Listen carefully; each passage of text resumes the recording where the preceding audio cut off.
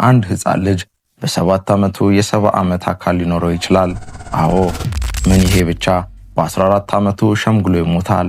ለምንና እንዴት ካላችሁ ይህንን ቪዲዮ እስከ መጨረሻው ይመልከቱ። ሰላም ውድ የሽሜካስ ዩቲዩብ ቻናል ተመልካቾች እንደምን ቆያችሁ? ዛሬም አንድ ለማመን የሚከብድ ጉዳይ ይዤ ወደ እናንተ መጥቻለሁ። በዚህ ቻናል ከሌላ ከማንም ያልሰማችኋቸውን አሳዛኝና አስገራሚ እንዲሁም ልብ አንጠልጣይ ታሪኮችን ይዤ ወደ እናንተ የምቀርብ ሲሆን ለዚህ ቻናል አዲስ ከሆናችሁ ቪዲዮውን ላይክ እና ሰብስክራይብ በማድረግ ጀምሩ። ሕፃናት በ14 ዓመታቸው አድገውና አርጅተው ይሞታሉ ብላችሁ ላታምኑኝ ትችሉ ይሆናል። ነገር ግን እውነት ነው። ይህ የምነግራችሁ ነገር ፊልም አይደለም፣ አሊያም በምዕራብ የተፈጠረ ድርሰት፣ የፕሮጀሪያ ሲንድሮም እንጂ። በሳይንሳዊ አጠራሩ HGPS ወይም ሁቺንሰን ጊልፎርድ ፕሮጀሪያ ሲንድሮም ይባላል።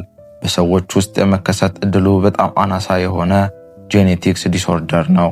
ይህ ሰውነት በተለምዶ ካለው እድገት በብዙ ፍጥነት በመጨመር ለእርጅና የሚዳርግ ህመም ነው።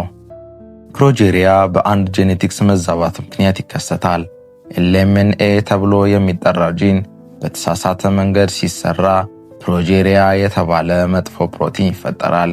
ይህም ፕሮቲን ህዋሳትን በማበላሸትና በሚፈጥረው አላስፈላጊ የፈጠነ እድገት ምክንያት ያለ ጊዜ በማስረጀት አንድ የዕድሜ ባለጸጋ የሚያጋጥመውን በሽታዎች ገና በልጅነት በመፍጠር ያለ ጊዜ እንዲሞቱ ያደርጋል። በፕሮጀሪያ የተጠቁ ህፃናት በሚወለዱበት ጊዜ ፍጹም ጤናማ ይመስላሉ። ነገሩ የሚጀምረው ግን ከ1 ዓመት በኋላ ነው። ከዚህ በኋላ ነገሮች በፍጥነት መቀየር ይጀምራሉ። የህፃንነት ያውን መልካቸው እየጠፋ በምትኩ አዛውንት የሚመስል አስፈሪ መልክን ይይዛሉ።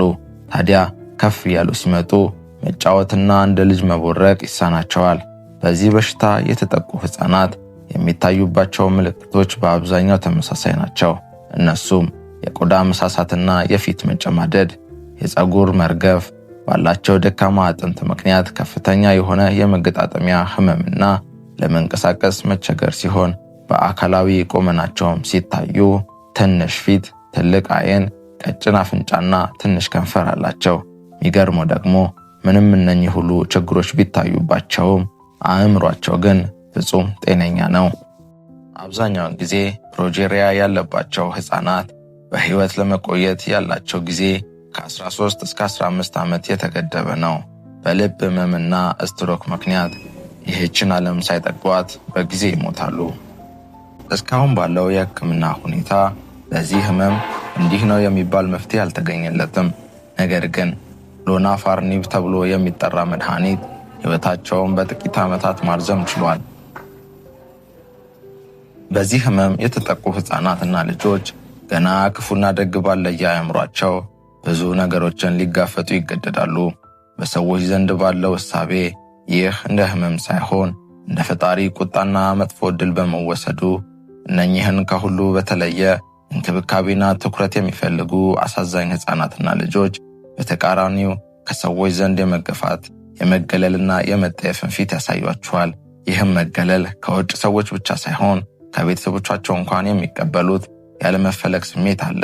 ህመሙ ከሚያደርስባቸው ስቃይ በላይ እነኚህ ነገሮች ይጎዷቸዋል። ተፈጥሮ የጨከነችባቸው እነዚህ ምስኪን ህፃናት በምድር ላይ የመቆየት እድላቸው የተገደበና አጭር ቢሆንም ይህንን ህይወትን የሚጨርሱት ግን በብቸኝነትና በህመም ነው። በዚህ ሁሉ ሁኔታዎች ግን ጸንተው የቆዩና እስከ ህይወታቸው ፍጻሜ ድረስ ትርጉም ያለውን ህይወት ኖረው ያለፉ ልጆች አልጠፉም። ሳም በርነስና ሄሊ ሆኪንስ ለዚህ ጥሩ ምሳሌ ናቸው። ስለ እነሱ በሌላ ፕሮግራም ተመልሼ እመጣለሁ። ለዛሬ ግን እንዲህም አይነት በሽታ አለ ልላችሁ ፈልጋለሁ። ስለ ፕሮጀሪያ ስንሰማ ምናልባት እኔን አይመለከተኝም ልንል እንችል ይሆናል። ነገር ግን ይህ በሽታ እኛ የሚያስተላልፈው ትልቅ መልእክት አለው። ጤና የማንገዛው ስጦታ እንጂ የተፈጥሮ መብት አይደለም። ማንም መርጦ አልተወለደምና ጊዜ አጭር ሊሆን ይችላል፣ ነገር ግን ትርጉሙ ጥልቅ ነው። ዋጋ ያለው ምን ያክል ዓመት ኖርክ በሚለው ውስጥ ሳይሆን እንዴት ኖርክ በሚለው ውስጥ እንጂ። ሰላም።